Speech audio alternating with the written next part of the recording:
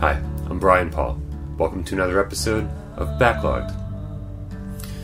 Sometimes, when a game gets ported to every console and every handheld in existence, it can lose some of that magic that made it special to begin with. But sometimes, an exceptional port can help recapture that magic, or even improve on it. Depending on your perspective, Wolfenstein 3D could be considered the very first-person shooter. Released on PC in May of 1992, numerous and countless ports followed for the next 2+ decades, most notably for the Mac, Super Nintendo, the Jaguar, which we'll be looking at in this video, the 3DO, Game Boy Advance, PlayStation 3, and even iOS.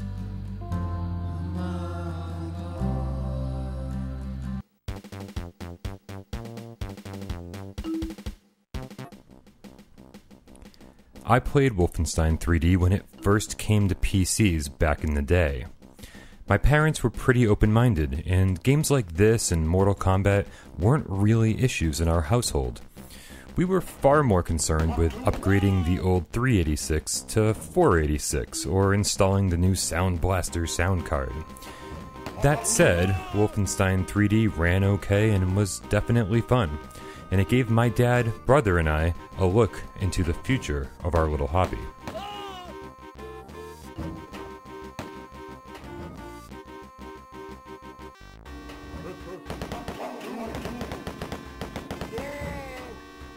Over the years, Wolfenstein 3D got ported to lots of other systems, but being a primarily PC kid until my early teens, I never really bothered with any of them.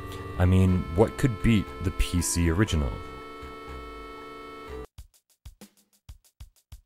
Enter Wolfenstein 3D for the Atari Jaguar. After a single screen infusing a little bit of story into my playthrough, the first thing I noticed is that this game pops visually. The gameplay uses the full screen, unlike every other version I'd ever seen.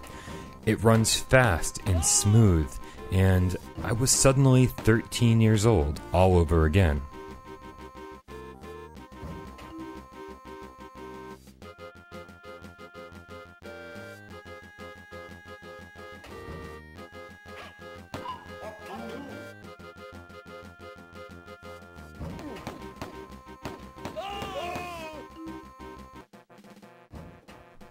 I blasted through the first couple of levels just from memory, blowing away Nazis and rediscovering hidden passages, learning how to strafe around corners and enemies with total ease on the Jaguar controller.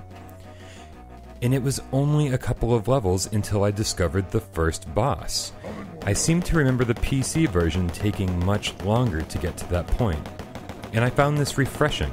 Moving the game along at a brisk pace made me feel like I was accomplishing more much faster.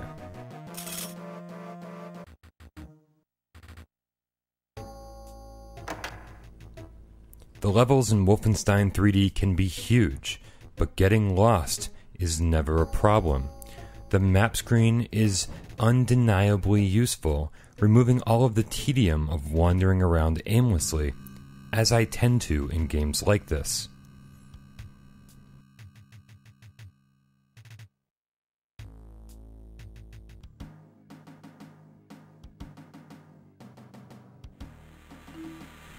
Unique to the Jaguar are a couple of new weapons, the flamethrower and the rocket launcher. You can find each of these early on, and although they're great additions to Wolfenstein 3D, neither one really adds a lot to the combat.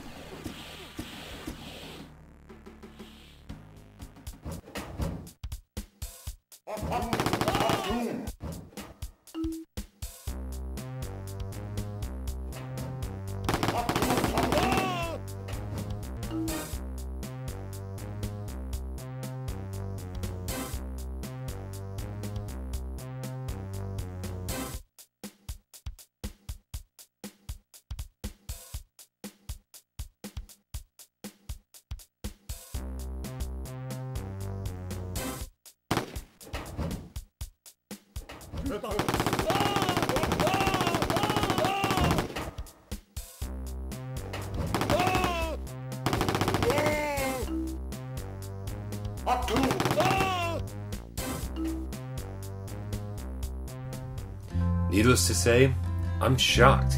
For the first time in 23 years, I'm having fun with Wolfenstein 3D. 8 out of 10. So that's it for another episode of Backlogged. Make sure you stay up to date with myself, Mike Zeller, Brett Subulski, and Joby Nogueras by watching our every week podcast, Gaming Without Parole. You'll find that right here on YouTube. As always, thank you for watching.